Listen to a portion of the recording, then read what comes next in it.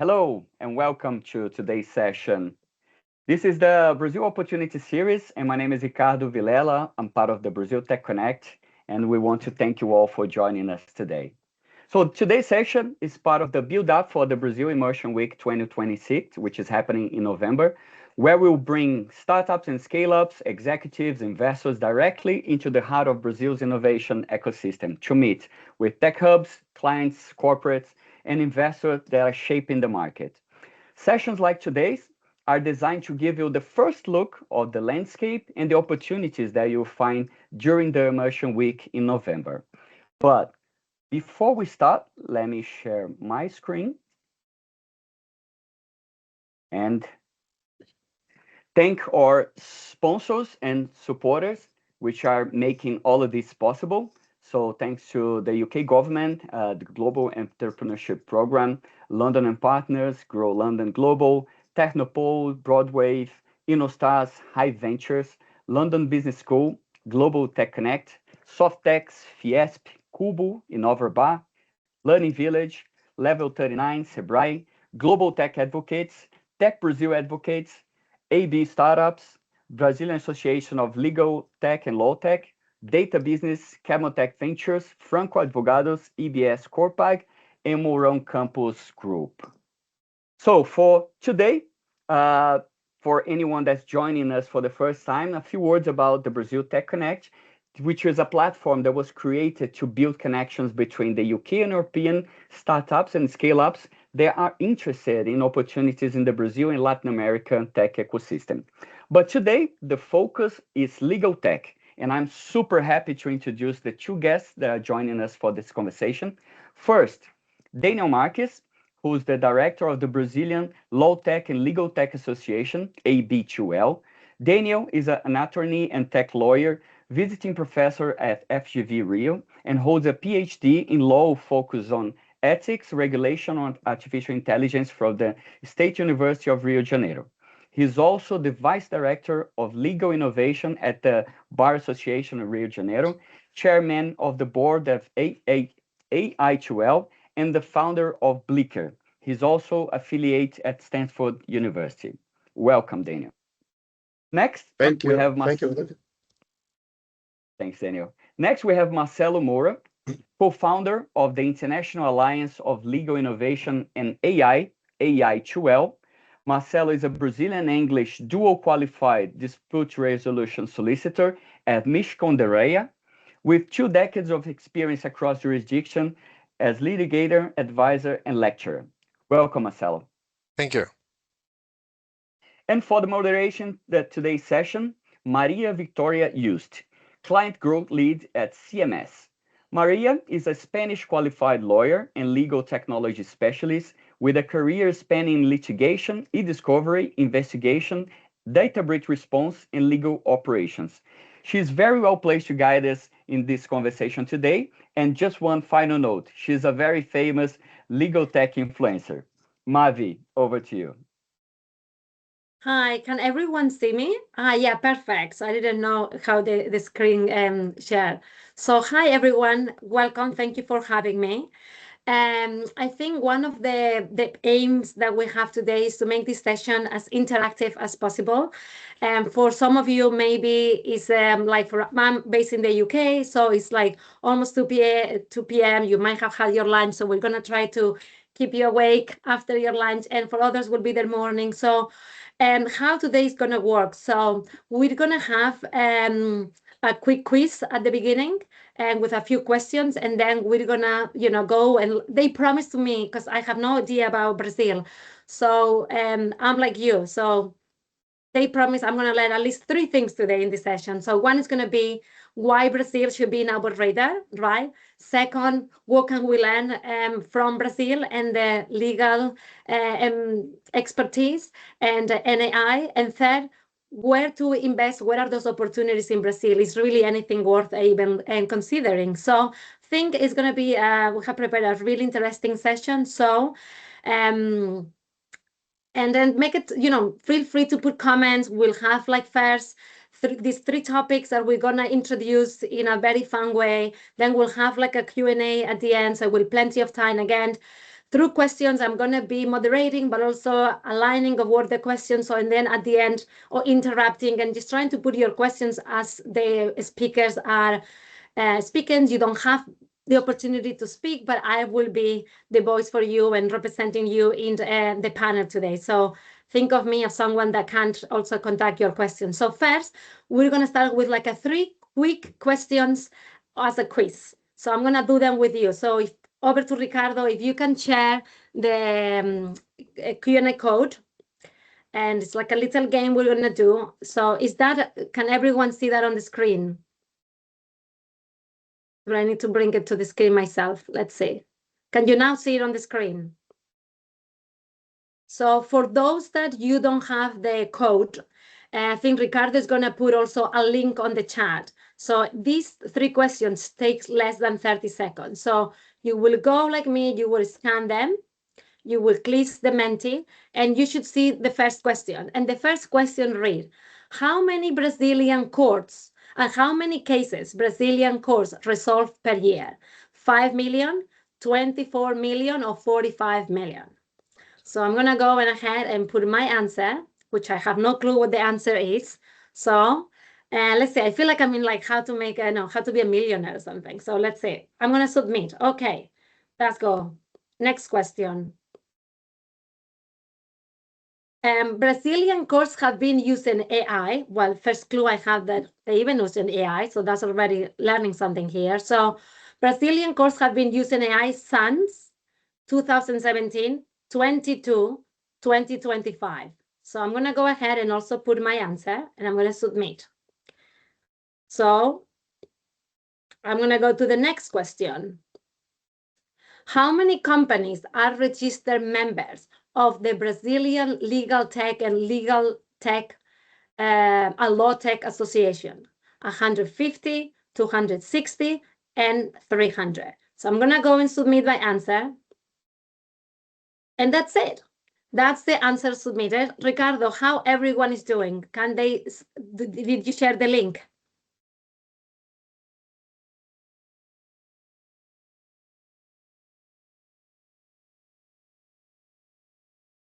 One second.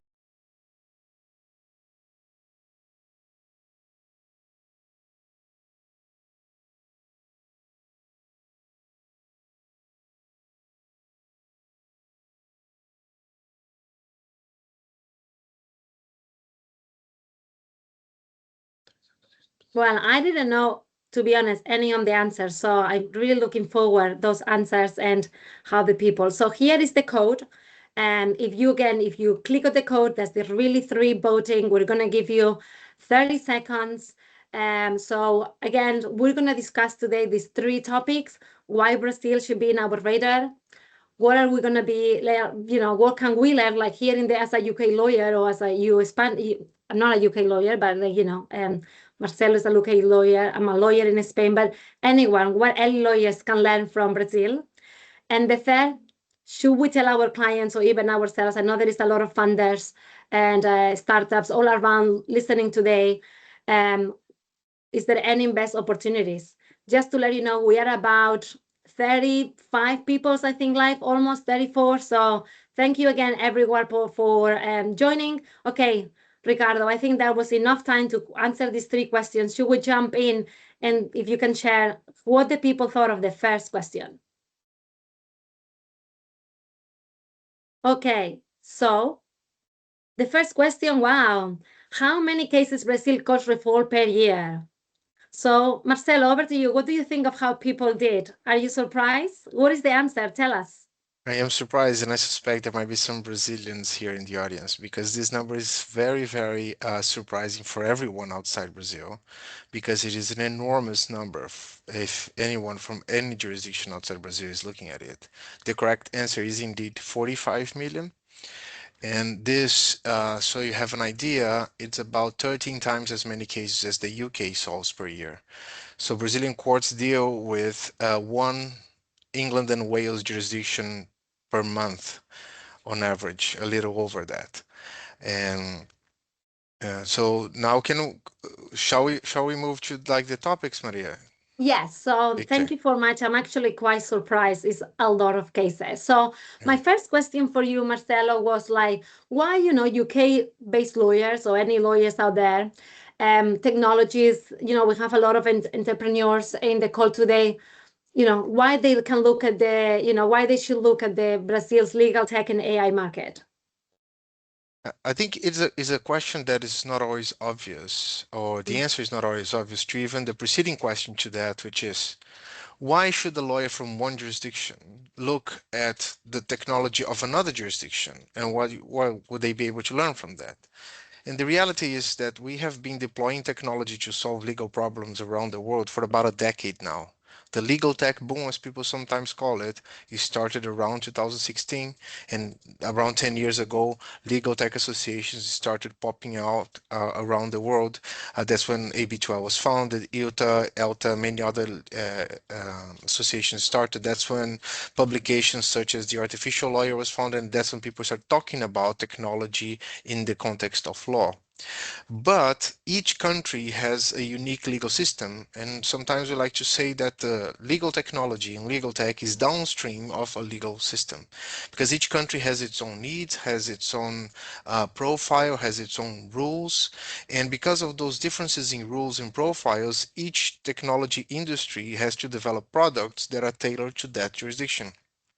This, in a way, would make it seem that it's uninteresting for a lawyer from one jurisdiction to look at the technology of another. But on the other hand, it means that different countries will develop vastly different products that down the line, 10 years later, might be mature products that you don't need to develop from scratch if you're trying to start that type of business in your country.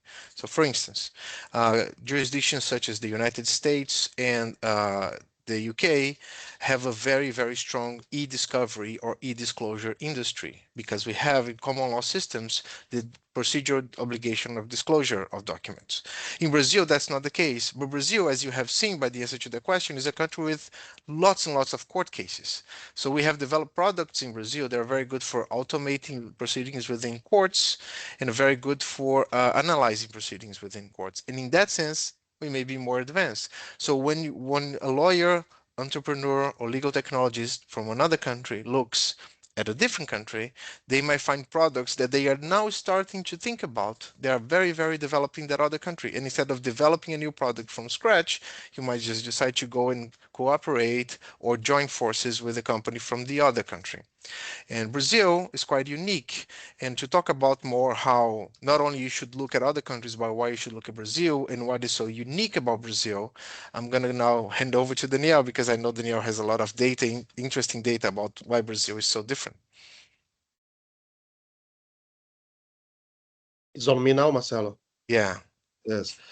Hello, everybody. Good morning, or good afternoon. Good morning, Brazil. Good afternoon, in UK. Thank you very much for this meeting. When you talk about Brazil, people, Brazil is a huge country, but has a huge legal innovation market because of, as you know, the first question here, we have more than 100 million lawsuits case in Brazil in progress, okay, between the new lawsuits and the lawsuits the judge is judging. Uh, so we have uh, a virtually the entire life cycle of lawsuits from filing the final ruling happens. Everything happens electronically in Brazil, okay, in the courts. So the paper has essentially disappeared from Brazilian courts. We can do everything by online digitalization before of the pandemic years, okay? The pandemic years accelerating the process, but in Brazil, we have massive lawsuits, and because of that, we have a lot of pressures to create technology in order to manage it, a lot of this, a lot of this case. So I think when we talk about the courts, uh, I talk about the courts now, or I'll wait a little bit. No, I actually have a follow-on question on still on this topic of like, Mhm. that the topic about Brazil being one of the largest Mm-hmm. technology laboratory, right? You talk about 100 million cases. To be honest, these numbers are staggering. I don't know if because from other countries we see as Brazil part of also maybe not as developed as we think, and this is more like maybe a European mentality of like, we're more developed, but this is like I'm like really shocked. So I think the Mm-hmm. question that I have is that um, on those opportunities that we could learn from those Brazil developed products, is do you have any examples of like how the legal tech or AI solutions develop in Brazil that could also be relevant to other markets? Yes, I can show. Let me share my let me see. I have a little presentation how the legal tech market in Brazil works. Could you see my I think could it you see will the bring the presentation? screen. Is that this Yes? one? No, I don't think Yes. it's that. Oh, yeah, it's that one. Yeah. Okay. Everybody see? Could you see my slides? Yeah, if anyone, yes, you can just choose the chat to say if you can see it. To be honest, we just want the experience to be the best that we can for the people Mhm. at home. So if you put like a thumbs up, I see it, but because they have different, they say yes, it's blur. They say it's Okay. blur. Don't know why. It's blur. Mm. Yeah, it's like a blurry. It's also for me blurry. I'm gonna try again. Let me stop and share again. Okay, let's see if that works. Because Mm. some of the data that you guys are sharing is actually quite surprising, I'm sure, for a lot of people. I mean, for the question, I think a lot of people, correct. Now we can see it perfectly. Perfect. Okay. Yes. Some big numbers of Brazil, I think, is very important. We'll talk about the lawsuits. Now we have Mhm. 100 millions lawsuits, but also in Brazil have the 1,800 law schools in Brazil. Okay, if you put together all the law schools in the world, in Brazil have more. Okay, because of that, we have the 1.3 million Oh, wow. lawyers in Brazil, and everybody think Brazil is very party people, very festival, carnival, but Brazil is very litigation people, no? So you have one lawsuit for every two people, no? So it's a big challenge here in Brazil. Because of that, you have to use a lot of technology. You have a huge, massive claims in Brazil. So now I'm showing a little bit. Let's put a little, I think more. It's bigger now. Could you see better? Uh, this is radar of habituais. The first year is the first radar. It's a we started habitual, the Brazil Association of Law Tech Legal Tech, more or less 10 years ago, with 30 legal tech. So it's the first radar. So the next year, so growth a little bit. So this is our legal tech as associate of BTL. So what we have in Brazil that I think is very unique?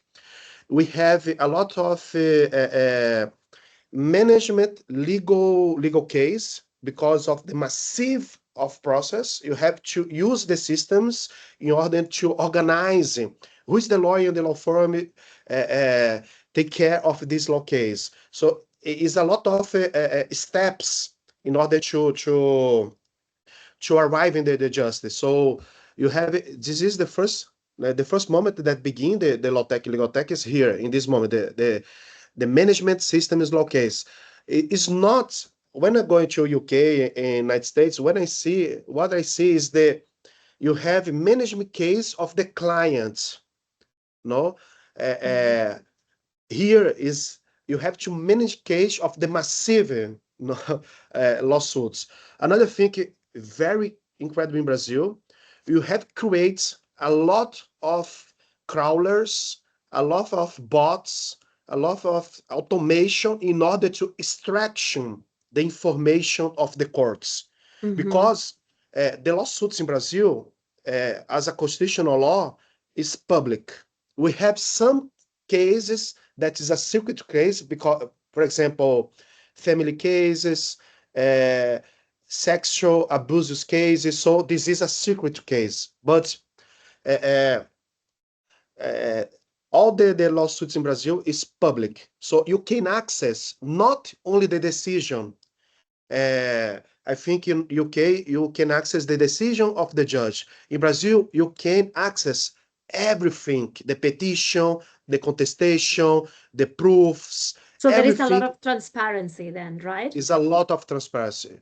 So you can create a symmetry of information, okay? And LawTech LegalTech helps the people that go into the courts access the information that only the courts has. So you can diminish the asymmetry of information. So you have a lot of legal tech that go into the courts, extraction the information, organize the information. Another thing that's huge in Brazil is the online dispute resolution. Mm-hmm. Okay, so you have a lot of platforms online dispute resolution. This one, I think, is not special in Brazil. I think UK and United States is very strong. The documents review, the automation of the contracts. In Brazil, you have that, but I think United States, UK is more developed. But one thing that I think that's unique in Brazil is something that you call analytics. In Brazil, you call that jurimetrics, Mm-hmm. uh, because we have access to the lawsuits in the all the courts in Brazil, in the all the judge. You can do statistics, not only the information that I have in my law firm or in my legal departments. I can compare my claim with what happened in the courts. Is very specific, is very unique because you have access all the data. So you can I don't know how I express that, but you can do a statistic uh, what's the chance to win this claim with this court, with this judge? Which arguments are you using? Which proof are you using? Which citation of the jurisprudence are you using? So you can reshaping your petition in order to be more convincing for this judge, specifically judge. Is so deeply, is so specific because you have access all the data. Okay. Uh, so I think is the main, especially thing that you have in Brazil. So legal design, but it's not a legal tech. Compliance starts to grow now. Compliance and e-discovery in Brazil. Mm-hmm. Uh, but I think the also because we have a lot of lawyers in Brazil, we have a lot of legal techs here in the right with blue is a marketplace to connecting lawyers with lawyers, lawyers with clients, lawyers with law firms, lawyers with legal departments, RegTech technology, regulation technology also, because in Brazil is my specialty job. I work a lot of this with advocates in the Congress, with the law. So one example in Brazil, we have 13,000 uh, project of law in Brazil. Mm-hmm. Okay, is a lot of new project of possible law that will impact the labor field, the civil field, the consumer fields. So we have a lot of technology that you have to follow up what's happening with emerging a new study group in the Senate. So you have a lot of this tech stack also, okay, because the tax system in Brazil is very unique, is very complex, okay. So we have a lot of technology in order to help and understand how to apply No, this. So this is the main view of you happy in Brazil. I think This this is is very useful, Danielle. yes, I think it's very yes. useful. I think that can tie to the second question that we have. So if Ricardo, if you can bring how people did on the second question, Mhm. and maybe Daniel already has now provided a bit of the answer, but let me see if we can bring the screen. Let's see if I can do that. So when the Brazilian courts have been using AI, so well, are you, Marcelo? I think that will be Yeah. also for you, being that you also, I mean, you are Brazilian, but now you are a resident in the UK and you're a UK lawyer. Are you surprised with these results? Okay, so that was more in line with what I would expect. Most people got it wrong, because it is indeed very surprising to learn that Brazilian courts have been using AI since 2017. In 2017, and this goes to, what English courts could actually learn a bit from Brazilian courts in that respect. And in terms of automation and the ability to, apply technology to handle and manage a case through its life cycle within the courts, Brazilian courts were forced to become more advanced than perhaps any other courts in the world. In 2017, some Brazilian courts at the appellate level started using artificial intelligence. In 2018, the Brazilian Supreme Court launched its artificial intelligence helper, which was named Victor. And Victor's job was to sort out different cases, put them in piles, organize them, and facilitate the judges, the Supreme Court justices' job in and judging them in packages or in bundles. Victor was updated with more AI-enabled features in 2023, and you're going to be very happy to hear about this, Maria. In 2025, Victor was finally updated to its final form, and now it's called Maria. Oh, I don't doubt. Yes. So we But have yeah. we have yes, yes. So we have a very advanced AI within Brazilian courts, including the Brazilian Supreme Court. And this ties to what Daniel said, which are the most advanced practice areas of legal technology in Brazil, which would be analytics, statistical analysis applied to um, caseloads. So sorting cases by their similarity, by their possible outcome, and even predicting what is the outcome. This is something that I have seen companies in England try to develop, but I can tell that is far more advanced in Brazil than it is here, comparing my experience there and my experience here. And another thing that Daniel mentioned that is, if you're looking at Brazil, you're going to find better technology tools is data scraping, as we would call it here in England, because we have public access of information, Brazilian judgments by Brazilian courts, and we have some companies here in the UK who they organize the contents of the court decisions and they try to create predictions.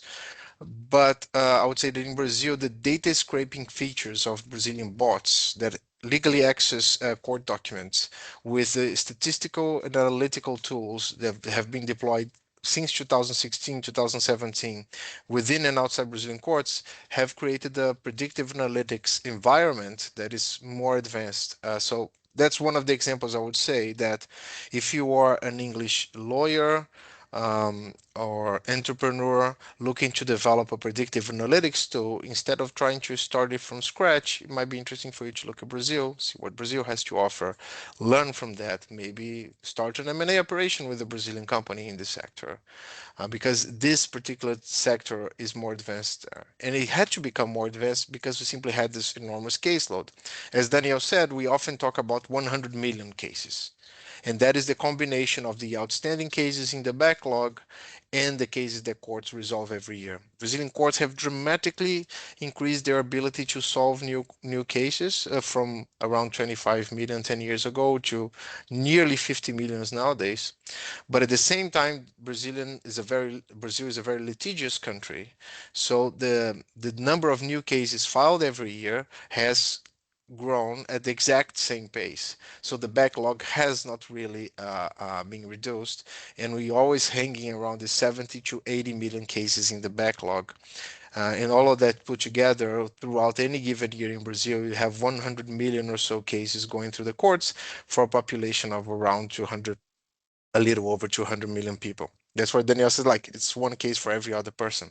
Yeah, but I Uh, think the thing that you're saying is that for anyone that is not Brazil, that doesn't maybe has such a litigious in context, just having all of the technology that Brazil has, but maybe not having the problem of maybe being that litigious, that probably then you have your perfect solution, right? Because maybe Brazil has those challenges, but that's why looking at Brazil, or that's what I'm taking away, that if someone that doesn't have maybe that litigious um, drive, just having those solutions, that could be probably the perfect solution. So that looks like a really good combo.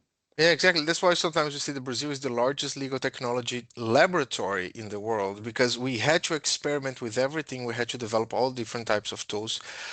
It is debatable the practical result from the policy point of view because Brazil is still a place where it's challenging to get a complex case through a life cycle in the courts. Brazilian courts are very efficient at disposing cases that are very similar to another, but when a really complex case hits Brazilian courts, sometimes it's challenging to find a solution for that.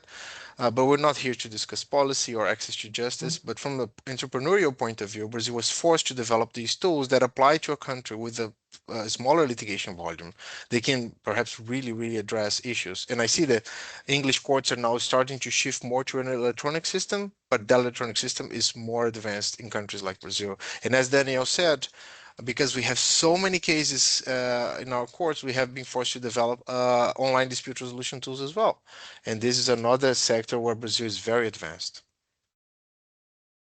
I think that's the perfect time to also look at the third question because I do want to give enough time to the audience. We're almost at 35 people, and this will also be available online later. You can share if you thought any of this was also super interesting. So let's see, Ricardo, how people did on the last question.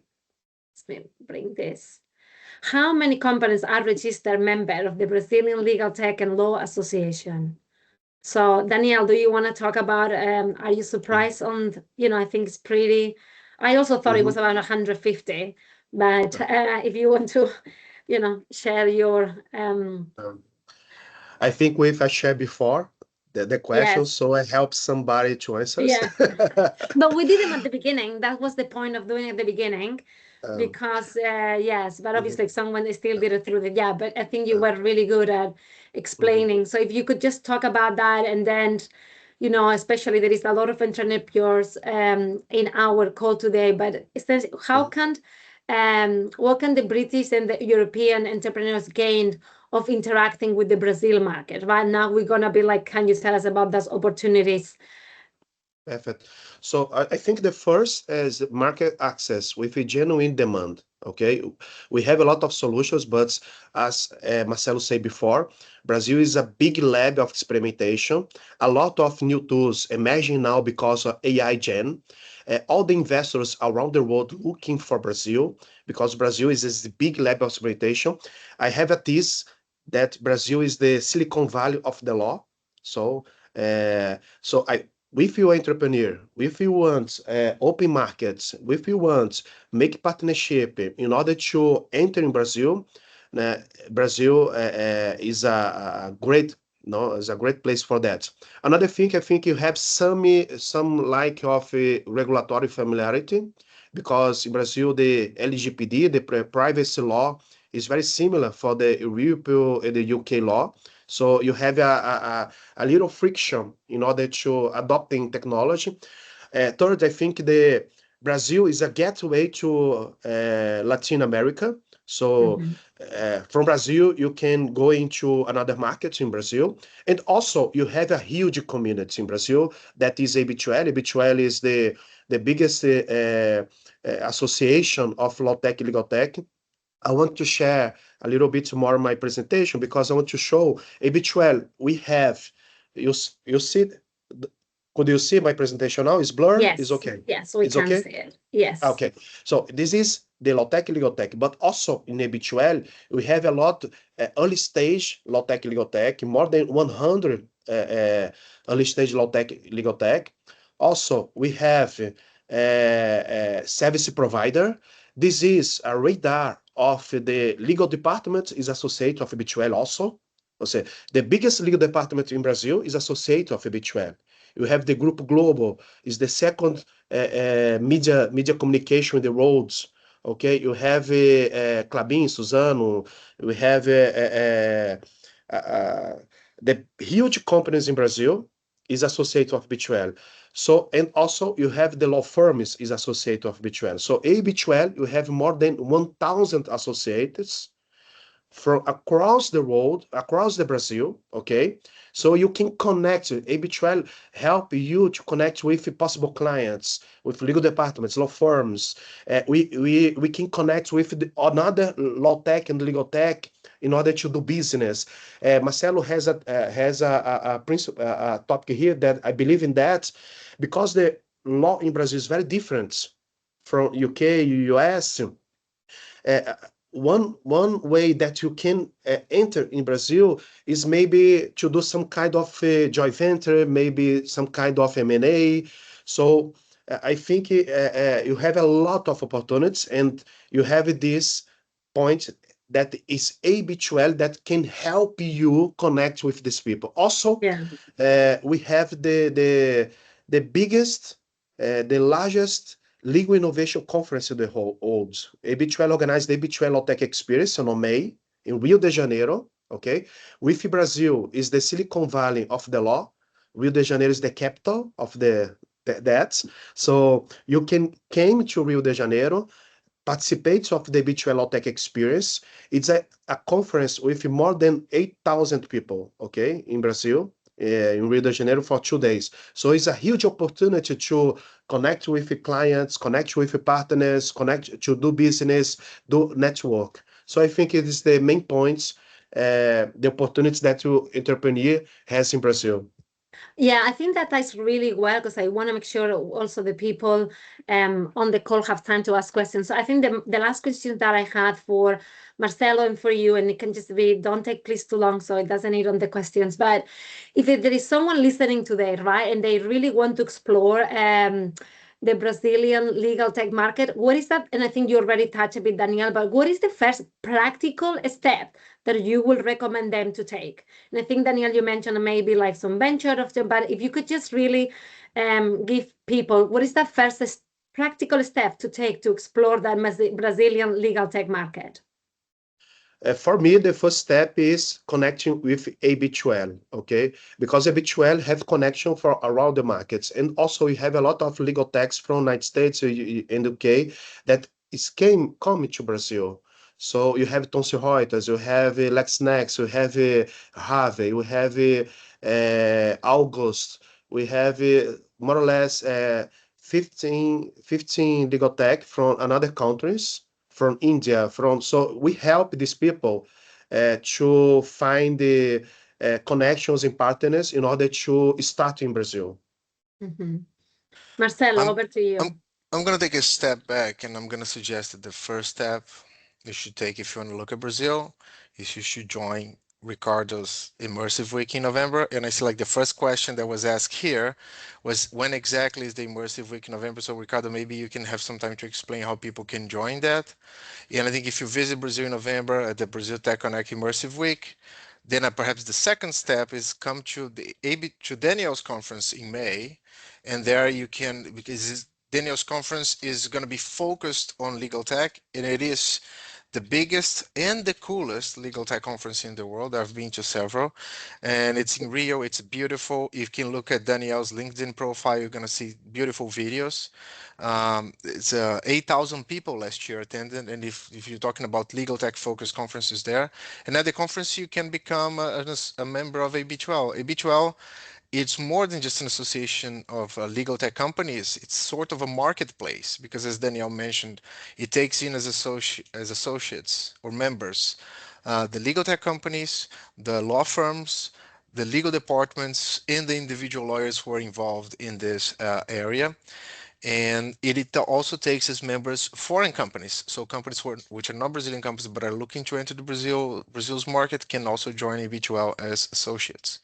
So that will be my, and just in 30 seconds to wrap up, if you look into Brazil, really consider those sectors, predictive analytics, court manage, court management systems for proceedings, online dispute resolution, data scraping. Those areas Brazil is very, very strong. E-discovery is not as strong in Brazil as it is here, but maybe Then then the maybe talk to me opportunity, about that then, yes, because but then that's the my background. opportunity might be Yes, the other one. You might land in yes, Brazil to deliver your e-discovery services because yes. you're not going to have strong competition there. Yes. So, while Ricardo tell us a little bit more about November, let's just give some time. So we really want, there is no question that is too ridiculous or too small or nothing.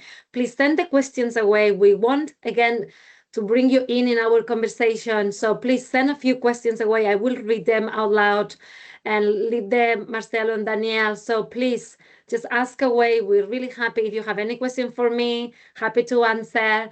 But please, while Ricardo tell us about November, please send some questions away, please.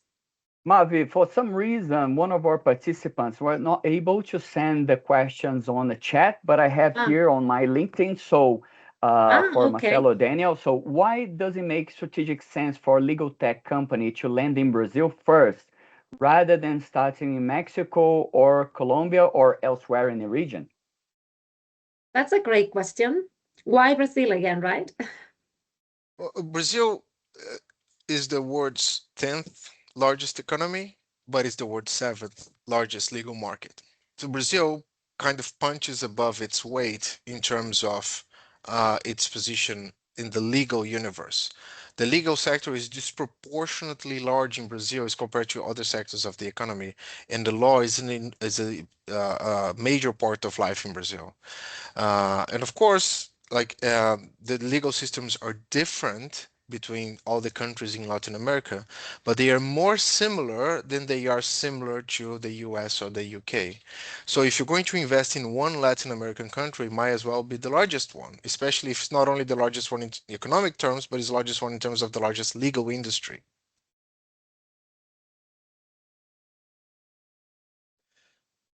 Uh, I agree 100% with Marcelo. And because of that, what I can add, what Marcelo said, is because in Brazil also you have a big laboratory. Because of the huge market that we have in Brazil, you have another opportunities, a lot of opportunities, and the market's open for everybody. So if you have a solution, you are investors, you can find in Brazil a great place to do business. I Yeah, think I that, have yes, go, one Marcelo, more please. point that just occurred to me. Like if you decide, let's so to go to Latin America, you're gonna have 20, 30, you have several different countries. And if you're developing a product that works perhaps in Colombia, it might not work the same way in Venezuela because they have different legal systems. Brazil is not only one big country, but it's also one big centralized country from a legal point of view because we have just one legal system for the entire country. So if you develop something that works in São Paulo, it's going to work in Rio, even though they're different states, the same country, because most of the law is federal in Brazil. I think that was really so. Thank you for adding that, Marcelo, because I think that last point was quite important. We do have a few questions on the chat, Ricardo. So I think, hi, we can see people from Peru. So thank you. You know, I should have asked everyone if they want to put whether they come. So we acknowledge it's an international call. I think we touched about this, but what are the two, three biggest challenges to start businesses in Brazil as a foreign company? Is the complexity, the language, is the culture, is a misunderstanding that is difficult? Maybe it's not even that challenging. Or maybe it is. I have no idea, like everyone in the in the chat. So if you can just tell us about it. I don't think it's that difficult. You see, I mean, of course, we speak different language, but I think the English language has now reached the status of the universal second language. And I wouldn't say that the majority of people in Brazil speak English, but I would say that most people that you will find in the business environment in Brazil will speak enough English to deal with. I don't think language is going to be the barrier. Maybe the culture might be a little bit of a barrier, but I don't think it's also going to be challenging because Brazil has a very welcoming and open culture. You will see if you attend, for instance, Danielle's conference in May, we have panels in English, we have like foreign companies already landed in Brazil, and you have a very open business environment of people wanting to negotiate, to do stuff together. Thank you. I think there is also a couple of more questions, and I do want to give the opportunity of the people that actually grow questions to be their voice. So the first one was with Peru, and then we have another one about a Brazilian unicorn called Enter. So the person from Peru first is asking about basically the Claude, and I think maybe that's maybe too specific about Claude, but maybe about the latest AI and what is the future of legal tech in Latin. What are your visions about the future of being that Brazil is, I'm learned today, so advanced? What do you think is the future? And then tie it to the second question. Apparently, there is something about the journey of Brazilian unicorn Enter, what is have been Mhm. mentioned in like a LinkedIn post or something. So maybe anyone can take any of those two questions. Yes. Enter is a legal tech that started 3 years ago, more or less. Okay.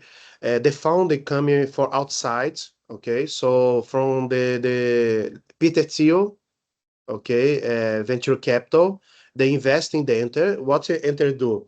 Enter uh, organize your the main clients of the Enter is the legal departments, Mm-hmm. and they helping organize the proof in order to do better contestation. Uh-huh. Okay, Okay. so this is the main business of the internal. Uh, one information that is very interesting, is that the last time that the PTT investing in a startup in Brazil was more or less 10 years ago in the Nubank. Nubank is one of the biggest digital bank in the world. So now, because of the legal AI, we see around the world, but also in Brazil, the law firms, the legal departments, everything is rebuilding just now. Okay. So this is a little bit about the history of this company. Okay, Enter in Brazil. And I think the second, maybe Marcelo can say about the future of like the legal tech in Brazil, but also or how can also apply for us living in other places in Brazil of like just watch out of, they so advanced, so watch out of the future that maybe they are the pioneers in other of those AI sectors. Before I go to that, I Yeah. would like to say that Dominic, who asked the question about the challenges, he mentioned that he's seen somewhere that only 1% of Brazilians speak English fluently. But Dominic, I would say that you should consider one that Brazil is an enormous country, and the business centers of Brazil, Rio and São Paulo, they will have a disproportionate number of people who speak English, especially at the level of business that someone like you would be entering. So yes, of course, if you look at the entirety of the population of Brazil, might be only a small percentage of that who speak English fluently. But if you attend, for instance, the conference, you'll see that at the conference, maybe a third to half of people are going to speak English, and they will be distributed in a way that at least one person in every company you're going to interact with will be able to speak in English with you. And of course, if you're going to start business in a different jurisdiction, you're going to have local partners. And you don't need everybody in the company on the team to be able to speak English, but there'll be enough people within each company that will be able to communicate. That's what I meant. In Mhm. terms of Dominic the, said he understands, and that makes sense. So okay, thank you, great. Marcelo and In the Dominic. in the Brazil is very welcome people. So if you don't speak English very well, like me, but they try hard to understand and to communicate with language communication, with the handling communication. So we're very welcome to the business Brazil and do the next steps. And Carlos, let's connection, no, and do partnership between Peru, Brazil. You have here Brazil connection that is doing a great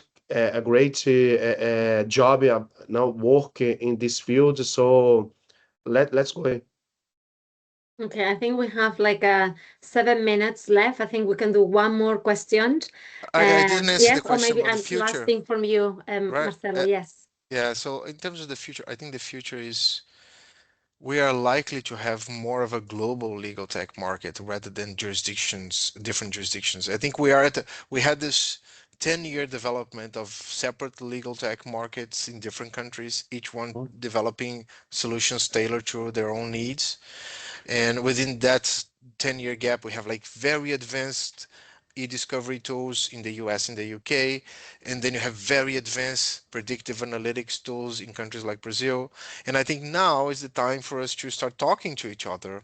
And maybe we bring online dispute resolution tools from Brazil to the US, and then we bring e-discovery tools from the US and the UK to Brazil. And this is already happening.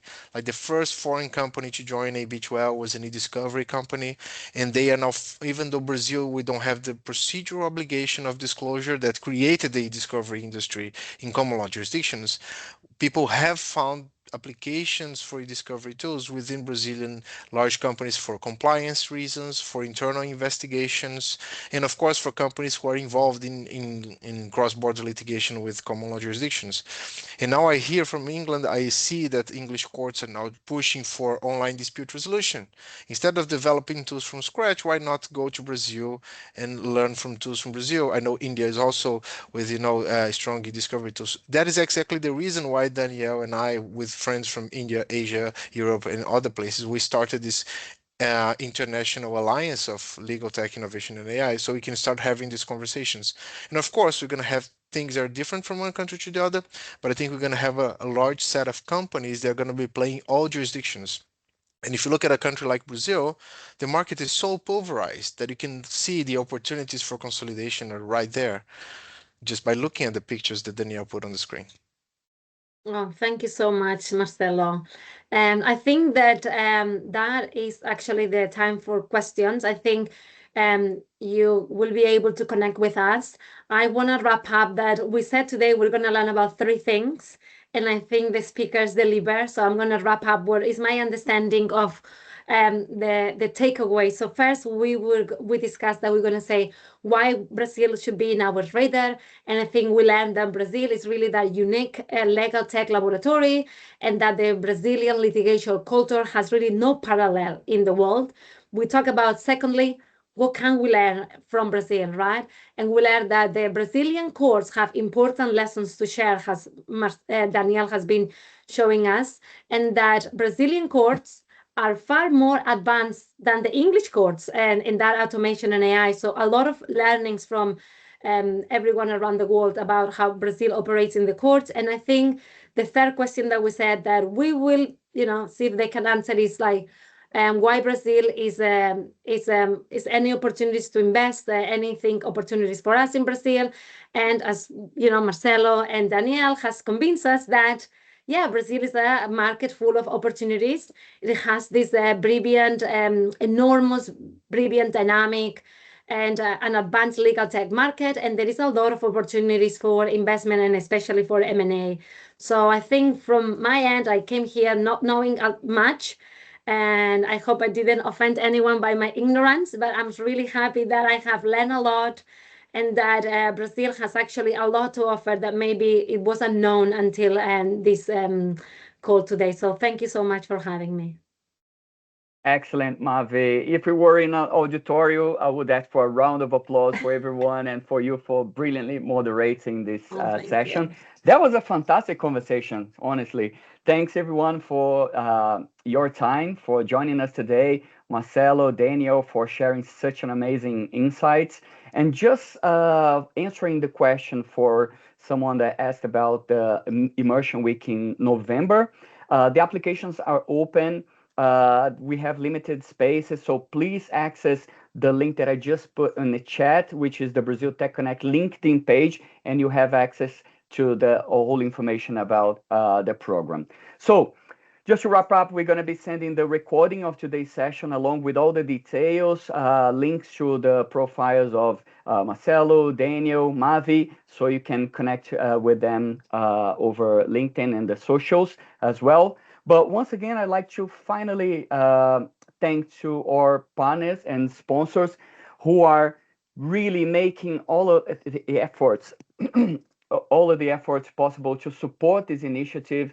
It's really important to make sure that we give all of those connections that Daniel and Marcelo mentioned about the opportunities they have here in Brazil and for expansion into Latin America available to everyone. So those names that you see on your screen are making all of that possible. And with that, I'd like to thank you everyone once again, and we'll see you soon. Bye. Bye. Bye. Thank you.